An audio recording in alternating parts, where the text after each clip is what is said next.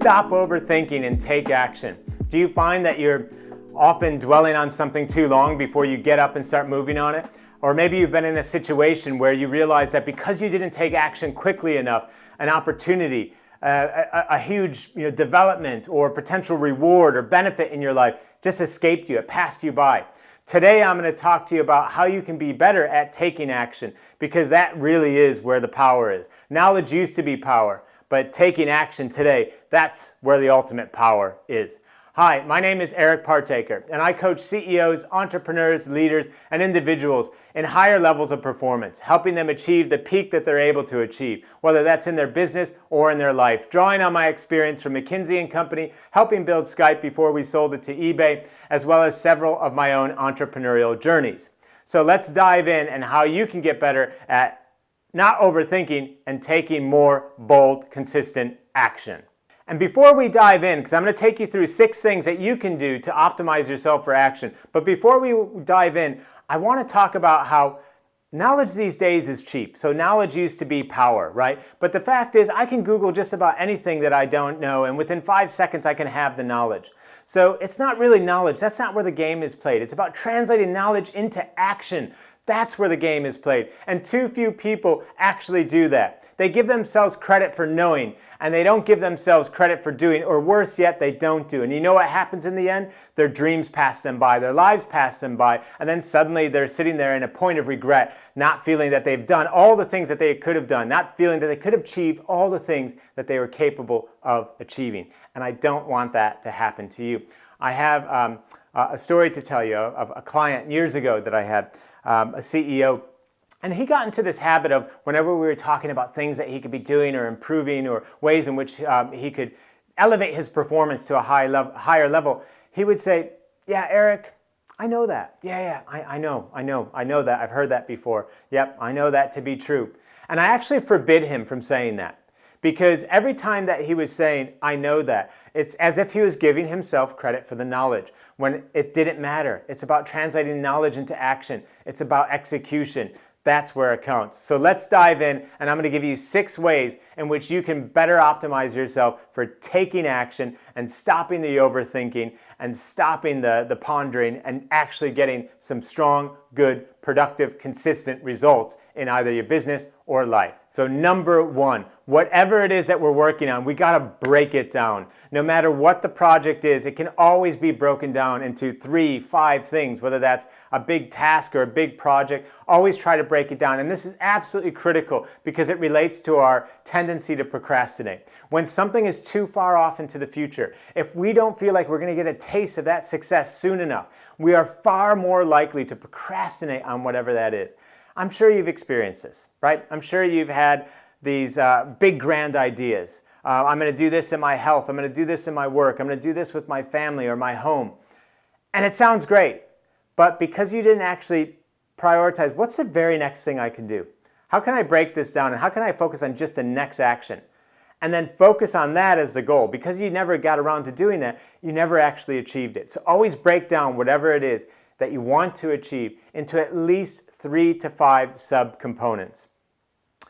Number 2, as part of breaking things down, you need to focus on what's most important. Where's the 80-20 in that? There's 20% of the things that you could do for 80% of the result. You can't do everything. So focus on what is the highest leverage activities or the highest leverage actions, whereby if I just did more of those things, they're going to be predictive, highly predictive, and influence the success that I'm trying to achieve. You know, there's a myriad of things that you could be doing, for example, if you want to write a book. But probably the number 1 thing you need to be doing is just scheduling time in your calendar on a daily basis where you're actually going to have fingers to the keyboard and you're actually going to write. And so think about it in those terms. What's the number 1, 2 things that I should be doing? Where is the leverage in whatever it is that I'm looking to act upon? Number 3, I always like this construct. I've talked about it before in many of my other messages. It's the pro versus amateur thinking. And I'm talking about it again. Why? Because it's so important for you to embrace this concept, especially if you want to be taking more action in life. So a professional versus an amateur. What's the difference? An amateur needs to feel like taking action, whereas a professional takes action whether they feel like it or not. This is so powerful if you think about it for a moment. How many times have you not taken action because you didn't feel like it? Because you didn't, I'm not up to it. That's not how professionals act. Think about the Olympians out there. How many times does an Olympian in the 4, 5, 6, 7, however many years of training that they did before the actual event, how many times do you think that they thought on a daily basis, I don't feel like following the diet plan.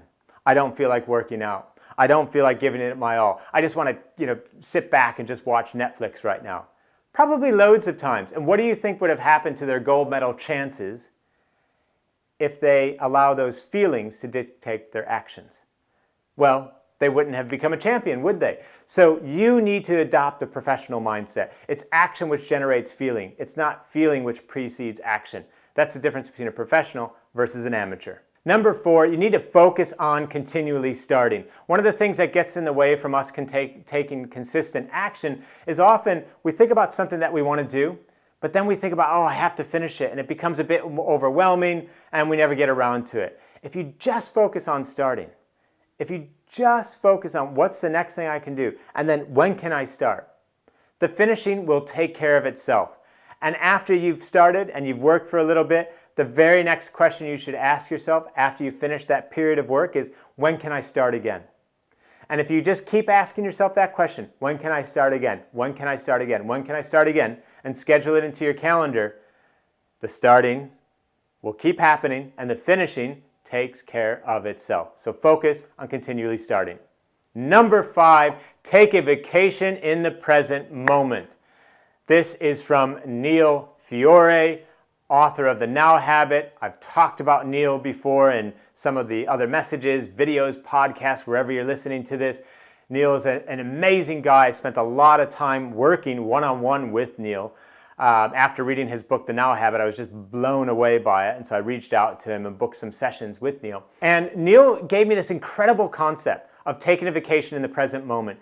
Because when we're not acting, when we stop or we hesitate or we don't go ahead with what we know we should be doing, it's usually because we're living either in the past or in the future.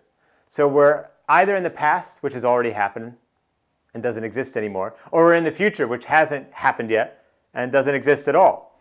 And Neil taught me to just center myself, take some deep breaths in the moment, center yourself in that present moment, because if you take a vacation in the present, which you can do simply by breathing deeply, with your eyes closed for 2 minutes. Take your phone, set it to 120 seconds, and just breathe deeply to yourself. And repeat a word to yourself. Perhaps repeat the word relaxed over and over and over. But just center yourself in that present moment. And when you do that, you actually take a vacation in the present. And it's much more easier to take action. And it's much easier to take action when you've done that. Trust me, give that a try. Number 6, this one comes from Mel Robbins, from her book with the same title, The 5-Second Rule. I love this. It's super simple, it's practical, and it fights our tendency to overthink. Again, how many times when you're looking to take action do you find that you're convincing yourself otherwise? You're coming up with random ideas or excuses or a ton of reasons why it's not exactly the right time to take action. And the 5-second rule is super simple. The moment you feel the urge to act, or the thought that you should be taking action on a goal, a project, or a task, or something that you know deep down is important to you, that the best version of you would be doing, but maybe that you're not in the moment, you have 5 seconds to take action before your brain will get too involved and convince you otherwise. And so let's say, for example, that you want to start working on that book or that project or that presentation or that new strategy or that new business partnership or going to work out or whatever it may be. So the thought comes into your mind, I should be sitting down to work on that strategy. Boom, 5, 4, 3, 2, 1, blast off, start working. Or should I work out this morning? 5, 4, 3, 2, 1, blast off. Put on your gym shoes, out the door, start working out. This is incredibly powerful. I encourage you to use it, the 5-second rule. And in combination, all of these techniques together will help you stop overthinking, will prime you for action so that you can close that gap between where you are and where you'd like to be. I hope you've enjoyed that. And if you head over to my website at ericpartaker.com, you can also subscribe to my weekly newsletter.